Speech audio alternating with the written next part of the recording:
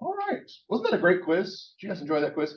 So to be honest, when you get to Christmas break and you get to a Friday, you're just gonna be kind of like, oh, I don't have a quiz to take today. I'm just a little bit sad. Isn't that going to be the way you all are? I mean, the good news is audit track people have more Friday quizzes to look forward to. Tax track people, it's just, your life is going to be unfulfilled next semester. Yeah, it's going to be rough. It's going to be rough. So few announcements that we need to talk about real quick. First of all, I do have, I think I have some updated information on the list. So I do have some presentation dates that still need to be selected. Can't finalize because we need the one group that's going to present on Friday and then the other group will by default present on Monday or vice versa. I do have topics that have been selected. This group right here, I'm talking with them about the topic, they've already selected a topic, but I asked them to narrow the scope a little bit. So that's fine. I just didn't put it out there because I didn't want to presume anything. But for this group over here, please let me know a topic and a presentation date. And this group here, you got a race for presentation date selection. So the Wednesday presentations all been taken, so it's either Monday or Friday. Whoever emails me first. So here's that. Also, as far as this date, I've made some updates in Brightspace. I almost said Blackboard. I made some updates in Brightspace. I have updated the correct date for this due date, so now it's a date the week after Thanksgiving instead of the week of Thanksgiving. Also, I went ahead and put the last assignment up, and I made it available immediately, which I normally don't do for the data analysis assignments. The reason I did that is because we're not going to actually discuss it in class until week 14, which is the second to last week. It is due at the end of finals week, so you have 2 weeks to complete it. But in case you run into a situation where you want to start working on it early, I'm not assuming a situation where you're sitting around on Thanksgiving Day. It's like, you know what? Thanksgiving is boring. What I really want to do is work on a data analytics assignment. I mean, if you do, you do you, okay? I'm no judgment here. But if you want to start working on it early, I didn't want to necessarily say that you had to wait until the second to last week to start on it.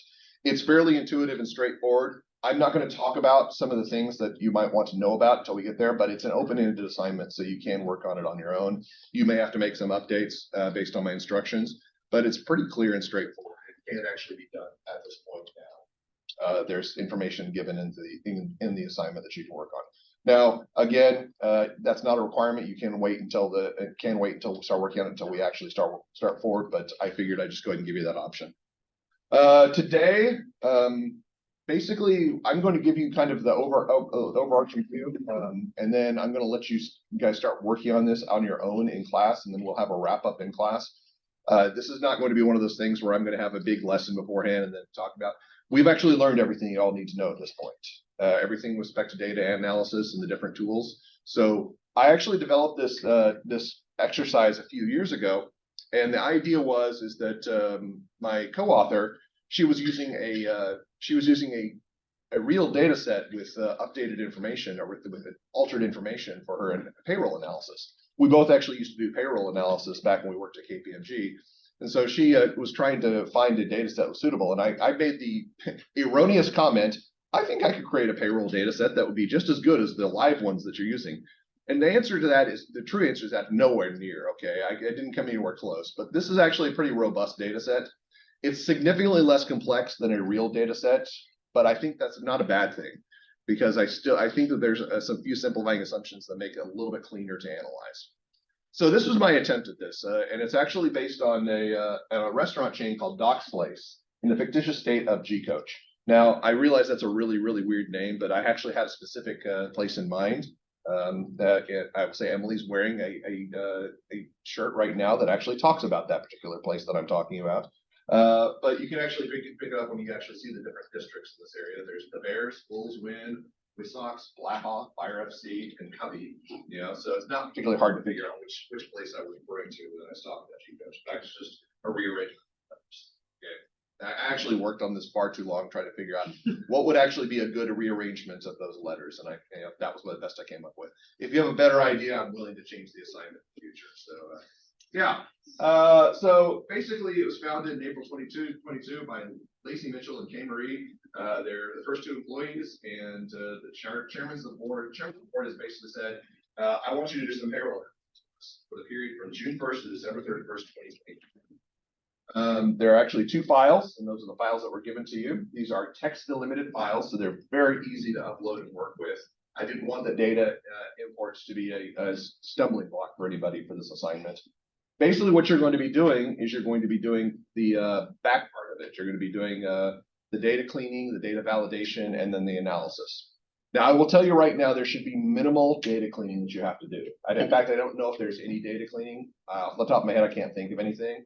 But there's definitely validation tasks that you have to perform. And then your analysis will have to be very, very specific. So the good news about this is, as I specified in the assignment, you are welcome to use whatever tool you like. My original goal for this was I wanted to actually do this assignment 3 times for the class. I wanted to have students do this in Excel, then IDEA, and then Alteryx. I realized that was a lot to ask, and it probably got pretty tedious after the second time. So that's why I'm saying you can use whatever tools and combination of tools. If you find, all right, I would rather use this tool for this part, but to use this tool for this part, that is perfectly fine too. I can contend that you can actually do any queries that you want to perform in any of the 3 tools. It may take a little bit longer for some of the queries. I think joining in Excel is not something that's necessarily intuitive, but it's certainly possible to do. So yeah, let's just talk about some of the high level stuff. I want to walk through the assignment and talk about what my thoughts were on this. So again, text delimited. Paychecks are issued semi-monthly, should equal to 1/24 annual salary for salaried employees, and the number of hours worked times pay rate times number of hours worked times pay rate for the hourly employees. And a simplifying assumption is I don't want any overtime to be worked. I know that's not a realistic assumption, but again, I'm trying to keep this a fairly straightforward and intuitive exercise. I didn't want you to have to deal with some outliers. So that would be something that you can guide you on your queries. If you already know that this is what you should expect for this, this can actually be an area where you can think about a query. And we'll talk about the nature of the queries here in just a second. Paychecks are issued sequentially, so paycheck numbers should be sequential. All right. This is another type of query that you can look at, and one that we've already talked about in this course. Now, it's important to note ID numbers for employees are also sequential, but the payroll file does not contain terminated employee information. It's just contained per current employee information. So you can't actually test employee ID sequences. You could kind of, if you wanted to say higher date and then look and see if it's a higher or lower number, that's a possibility. But you can't test gaps because there are going to be naturally gaps from people who have left the organization over the time that's been open. Net pay is calculated as gross pay less federal tax, ranging from 10 to 20% of gross pay. I realize that's kind of a silly thing to not have specified, but when I looked at the live data set, that was kind of what I was observing. So I kind of tried to stay consistent with that. State tax is 5% of gross pay, FICA is 6.2% of gross pay, and Medicare is 1.5% of gross pay. I think these numbers are pretty close. There may be a little bit of rounding error, but if you do see anything that's way outside of that, that would be something that would be cause for concern. All right, you've provided with the following control totals. These are validation. So I gave you some instructions with respect to validation. So you need to import the files, and then you perform data validation. Now, your data validation does need to be performed as a separate task to the next area. So I specified in here, you need to actually provide screen captures of your queries and include the data validation screenshots with your submission. This is not part of the report that I'm going to ask you to submit. This is a separate step. Before you even begin the report, you need to make sure that all your data is properly validated according to this information right here. For the employee master, you only have one field to check, and that's going to be the ID number, which is the hash total. I think that's already a numeric field, so that should not be too much. Actually, no, it's text, so you would import this character field. Never mind. I was looking at the Excel file earlier. So you would actually need to convert this to a numeric field to do it. For the payroll transactions, you do have 3 fields that you have to validate. You have to be able to validate the date field and then 2 of the amount. So these are all things that you have to make sure you test. Again, when you actually provide the screen capture, there is some information that I would like to see. If you are doing validation in Excel, not only do you need to show me the totals, you need to show me the formula that you use to calculate the totals, because I want to know where that came from. If you're using IDEA, then you would use the field statistics as well as the original file that you looked from, because remember, we looked at field statistics to see what those numbers are. So I'd want to see the file that you imported and to make sure that's the correct file, and then see what the field statistics represent. If you're using Alteryx, then you would use the browse tool, and you would actually show me the information on the right, the details from the browse tool, to show that you have the number of records correct as well as the total that you're trying to come up with. Basically, my response is if you ask, is this enough information, Dr. Barnes? If I say, can you provide more information easily? Then the answer is probably no, that's not enough information. The more information, the more detail you can provide to verify that your validation is correct, the better. This does not need to be an extraneous amount of information, but it does need to be sufficient information to show that your validation is correct. Once the validation has been done, and you do not begin anything before validation has been done, okay? If you have to go back and say, I didn't validate properly, can I submit the assignment as is? I will say, no, you absolutely cannot. Validation is the first step and the absolute first step that you have to complete. That's been consistent with everything that we've done in this course so far. If your data is not valid, you've done something wrong, go back and redo it. Ask me a question, I'll help you out through it. But the simple truth is, don't move forward until everything's validated. All right. So you're going to have to join the files, and I would use the payroll file as the primary. If you use Excel, you're going to have to do VLOOKUPs. Otherwise, in ID and Alteryx, you can use the join tools. Regardless, you have to verify that both files have a corresponding match in the other file. If you find any unmatched records, make sure you mention them in the report. I will be frank, I don't believe there are any unmatched records, given that if you look at the numbers, there are 200 records in the employee master, and there's 2,400 records in the payroll transactions file. You do the math over a 6-month period, paid bi-monthly, that's actually 12 payments. 12 times 2,200 is 2,400. So I don't think you should have any unmatched records. But if you do, if for some reason I'm lying to you right now, which is certainly possible, because I'm devious, all right? If I'm lying to you right now, you do need to specify in your report that these unmatched records, and you need to provide evidence for them, okay? So if that's the case, make a mention in the report. All right, here's kind of the bread and butter of all this. From your data analysis experience in the previous assignments, you're going to develop 5 queries over the payroll data. For queries that involve the employees, you just need to use the employee master file. All right, you don't need to run the queries on the entire file because that's transactions. So if you're trying to do testing of employees, trying to make sure did any non-active employees receive payments, something like that, I guess that would be payments. You just want to do queries over employee master that isolate as employee master, like any employees that are out in cities not in this fictitious state of G codes. That would be an example of an employee test. All right. If you do that, you just use employee master. If you do payroll transactions, you need to use the fully joined file. I will say the majority of your transactions or majority of your queries probably will relate to the transaction file. But if you do employee masters only, just make sure you use that single file. For each query that you perform, provide a description of the query, the functions and or formulas you use for the query, and a screenshot of your results. This is information that goes into your report, okay? This is information that goes into your report. I believe that's what I said. Yeah, so this information is reported on the report. So there are definitely issues in this data set. I seeded some errors in there. You'll notice that you only have to run 5 queries. Is it possible that you could find all the errors in 5 queries? The answer is yes. There are not that many errors, but there are a few. And you could pick them up and you could find them in 5 queries if you're really, really lucky.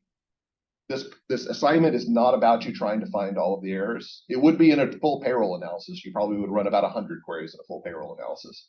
My guess is nobody in this room wants to develop 100 payroll analysis queries, okay? If you are one of those people, come talk to me. I'll give you some more work over Thanksgiving break, all right? But 5 queries is all I want. I want this to be substantiated, your justification for the query and how you perform the query. And it needs to make all intuitive sense. At this point, I'm not going to say that everybody in this room is a full data analysis expert, but you all know plenty about data analysis that you should be able to develop your own queries based on the work that we've done so far in this course. So 5 queries of your own making, and you have to provide sufficient evidence of support for all of those queries. Once you've done that, prepare a brief report on your findings. Now, you'll notice that this word brief is italicized. Brief means something different to different people in this class, okay? Some people will say brief report, they'll say 2 paragraphs, okay? Some people will say brief, they'll say 5 pages, all right? So let me clarify. When I say brief, I'm thinking 1 to 2 pages. If it's less than 1 to 2 pages, you probably haven't done enough. If it's more than 2 pages, if it's less than 1 page, you haven't done enough. If it's more than 2 pages, you're probably doing too much. That's, I think, would be a sufficient amount to summarize all the results. This is, when I say this report, this does not include your supporting information. Those screen captures that you do for validation is separate from the report. Screen captures that you do for your queries, that's additional information. That's like appendix detail, okay? The summary should just basically be that 2 pages and an explanation of your results and what your findings are. When I say 2 pages also, I'm thinking double spaced, okay? If you're really just like, oh my gosh, I've got too much space, you want to compress them down so you can get within 2 pages, I don't care. I'm not going to penalize you if you get 2 pages. That's not the goal here.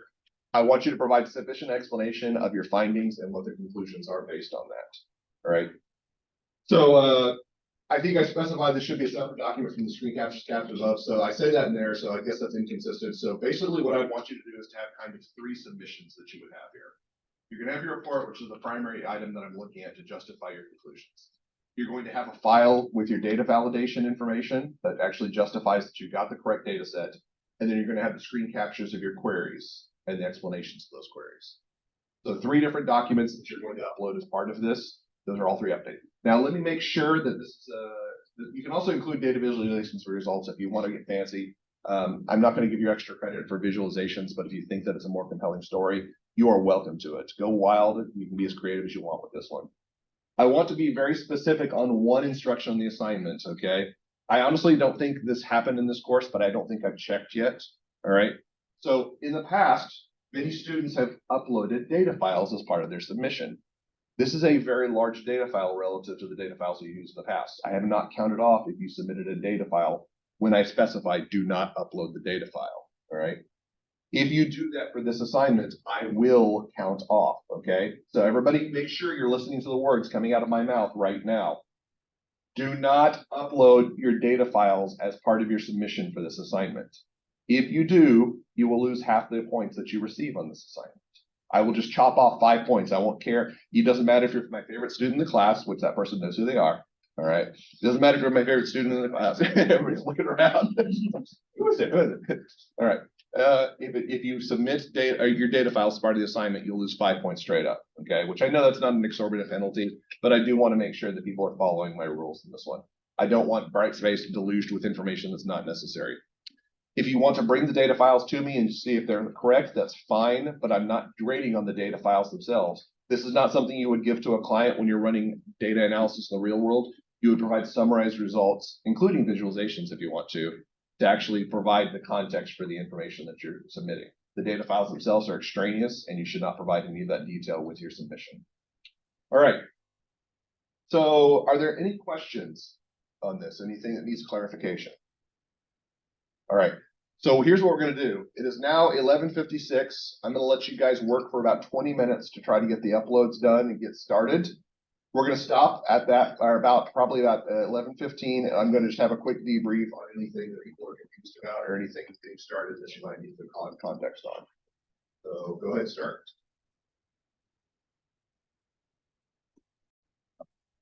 So there were a couple of interesting issues that came up when I was walking around and talking to people. So the first thing is, first of all, just for context, this is the first course that I've done this assignment that's actually been able to do it in Alteryx. So I didn't quite know what to expect with Alteryx. I've run the task myself, but I went through it very quickly.